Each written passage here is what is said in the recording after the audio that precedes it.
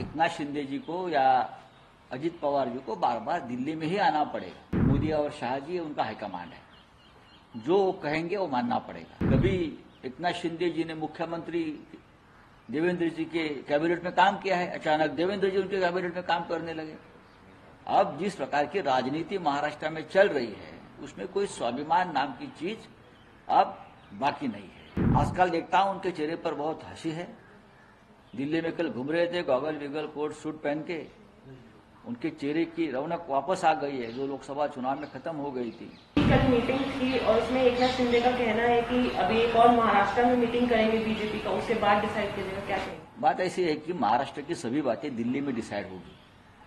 जो महाराष्ट्र का स्वाभिमान अभिमान की बात हमेशा करते थे वो अब नहीं रही है। आप एकनाथ शिंदे जी को या अजित पवार जी को बार बार दिल्ली में ही आना पड़ेगा अपनी बात रखने के लिए। चाहे उनके एक अलग पार्टी अलग गुट बना है, लेकिन उनका हाईकमांड दिल्ली में है। मोदी और शाह जी उनका हाईकमांड है, जो कहेंगे वो मानना पड़ेगा।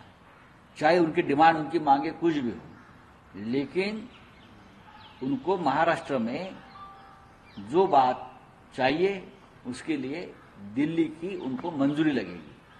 कल भी बैठे थे ना, तो वापस महाराष्ट्र में बैठकर क्या करेंगे? जो कल आदेश दिया होगा अमित शाह जी ने या और नरेंद्र मोदी जी ने, उनको मानना पड़ेगा। हाईकमांड है। सीएम डीसीएम बन रहे हैं अभी और डीसीएम सीएम बन रहे हैं। इस पर आप देखिए, पहले भी मिस्टर देवेंद्र फडणवीस कभी सीएम थे, वो डीसीएम बन गए। एकनाथ शिंदे उनको बहुत जूनियर थे। कभी एकनाथ शिंदे जी ने मुख्यमंत्री देवेंद्र जी के कैबिनेट में काम किया है, अचानक देवेंद्र जी उनके कैबिनेट में काम करने लगे।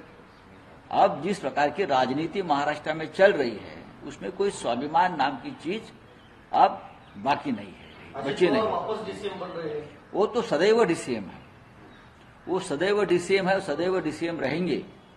आजकल देखता हूं उनके चेहरे पर बहुत हंसी है।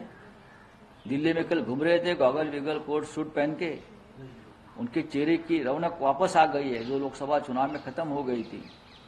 ये ईवीएम की कमाल है। अब बारामती हो या ठाना हो, विदर्भ हो, ईवीएम का मंदिर बनाना चाहिए लोगों ने। 3 मूर्तियां, बीच में ईवीएम, बाजू में मोदी जी, बाजू में शाह जी। लेकिन और ये त्रिमूर्ति मंदिर जो है एक नया, अभी ये जो वक्फ बोर्ड वगैरह छोड़ देना चाहिए, ये संबल बिंबल छोड़ देना चाहिए। एक नया कानून पारित होना चाहिए कि ईवीएम का मंदिर बनाओ जगह जगह पे। लेकिन ईवीएम को लेकर अजीत कुमार बोले कि जब लोकसभा में एनडीए जीती तो ईवीएम सही था, हमारी नहीं, उस वक्त भी हमने कहा था बैलेट पेपर पर चुनाव होने चाहिए। अजित पवार को बोलो जरा दिमाग को जरा जोर दीजिए। हम 10 साल से बोल, चाहे ईवीएम पर जीते या हारे, हमारी मांग यही रहेगी, बैलेट पेपर पर चुनाव होनी चाहिए। कल झारखंड के मुख्यमंत्री हेमंत सोरेन साहब ने यही कहा। उत्तर प्रदेश में अखिलेश यादव जी को बहुत बड़ी जीत मिली, उसके बाद भी अखिलेश यादव जी बोल रहे हैं ईवीएम नहीं चाहिए, बैलेट पेपर पर चुनाव चाहिए।